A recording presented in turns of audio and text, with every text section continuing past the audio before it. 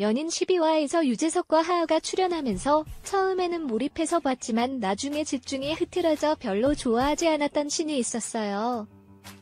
그런데 노면모아의 방송을 보니까 이 작품에 대한 시청자들의 큰 관심이 있음을 느낄 수 있었습니다.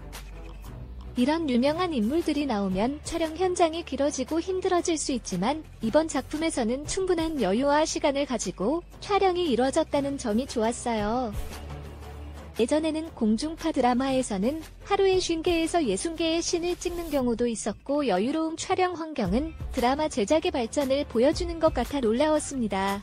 또한 보조 출연자들에게 의자가 주어진다는 사실도 놀라웠어요.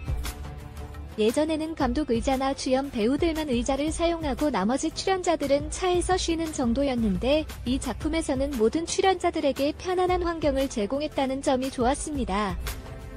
이런 배경이 드라마 제작에 방해가 되지 않고 오히려 장점으로 작용한 것 같았어요. 한국 드라마의 제작 환경이 이렇게 발전했다는 것을 보니 믿음직한 예능 PD가 제작한 비하인드 필름이라는 생각이 들었습니다. 이 작품에서 나온 길체의 장면을 보면 길체가 한양에서 대장간을 운영하던 실력을 활용해 농기구를 제작하고 농군들이 땅을 일굴어가는 모습이 나왔어요. 그래서 길체 장영과 함께 심양에 남게 된다는 이야기가 있었는데 이 부분이 아마도 이번 주에 방영될 13화나 14화에서 나올 것 같아요. 이미 12화에서는 소를 이용해 큰 돌을 치워 작은 자갈 같은 것은 손으로 처리하는 장면이 나왔고 이는 농기구를 제작하고 땅을 가꾸는 일이 일주일 정도면 충분하다는 것을 시사합니다.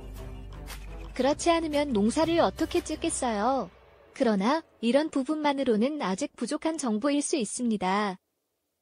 연인 제작진은 어떤 스타일의 제작진인지 고려할 때 스포일러를 피하고 시청자의 호기심을 자극하는 티저 영상을 만들어내는 프로페셔널한 어그로꾼들입니다.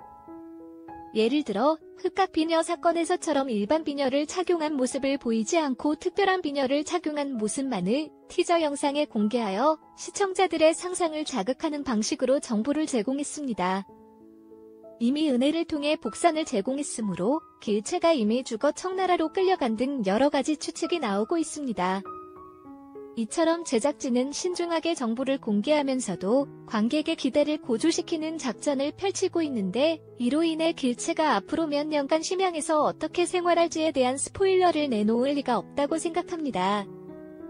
요약하자면 이 작품에서 나온 길체의 장면만으로는 농사 초기에 참여하고 성장을 거듭한 뒤 조선으로 돌아갈 것으로 예상할 수 있습니다. 하지만 연인 제작진의 신중한 정보 제공 방식을 고려할 때 아직까지는 길체의 운명에 대한 완전한 단서는 부족합니다.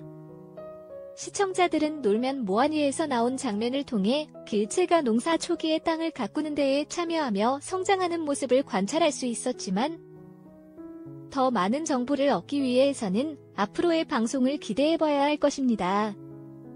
물론 이것은 제 개인적인 의견이고 시청자 여러분이 다르게 생각하실 수도 있습니다. 서로 다른 의견을 공유하며 이야기를 나누어 보는 것도 좋을 것 같습니다.